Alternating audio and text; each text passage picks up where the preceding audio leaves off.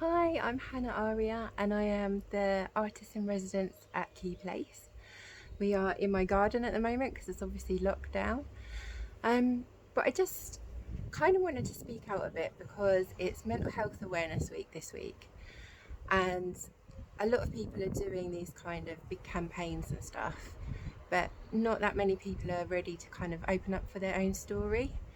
So I thought I'd kind of lay myself bare and tell you a bit about myself too. Okay, so when I was 16, I lived in the foyer, which is a homeless hostel for young people in Ipswich. And I had a lot of fun there as well. But life wasn't easy. So I struggled with depression from time to time, chaotic lifestyle and stuff. And I fell pregnant when I was 18. I have a beautiful son. But I did suffer with postnatal depression. And I think a lot of people kind of don't really like talking about that. Um, it wasn't easy, but I got the help that I needed. I took medication, which really helped, and there's a whole load of like holistic things that you can do, like exercise, diet, etc. But sometimes it's really hard to talk about it, and sometimes people go, "Oh, cheer up," or "What have you got to be depressed about?"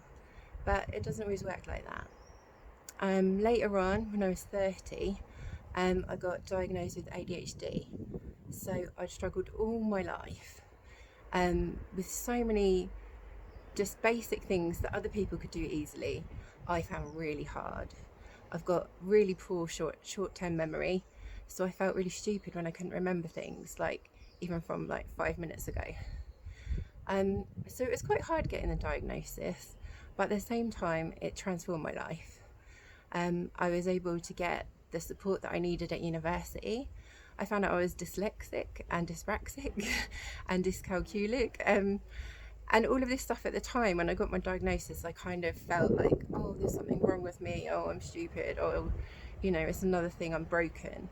But actually, as I kind of processed it a bit more, it kind of made a lot of sense.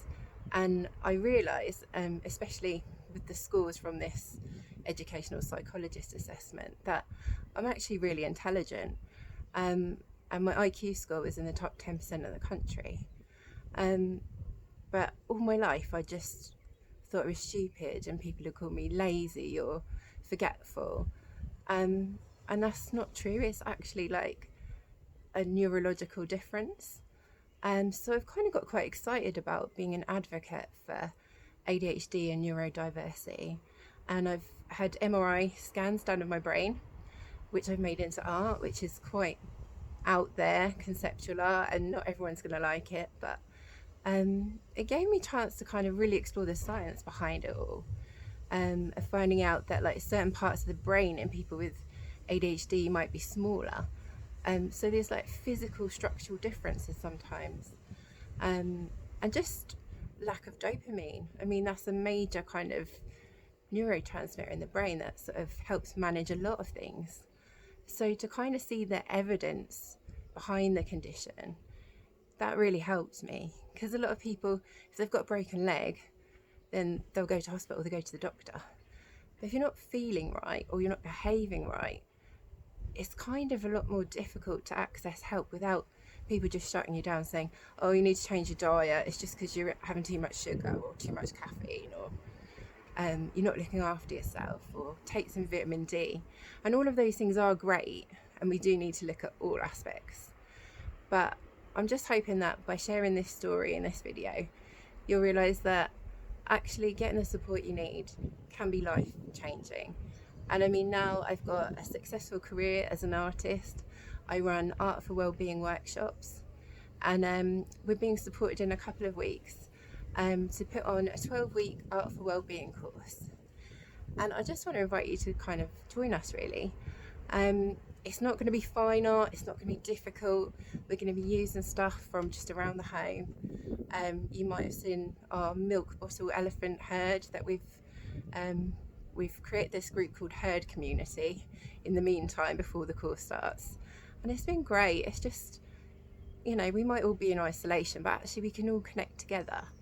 And it was a bit of a play on words with this whole herd immunity, herd community. But no matter where you are or what you're doing, you know, we can just connect, create, and hopefully break the stigma a bit as well. So feel free to share this video. And some of you might be a bit surprised by what I've said, others of you won't.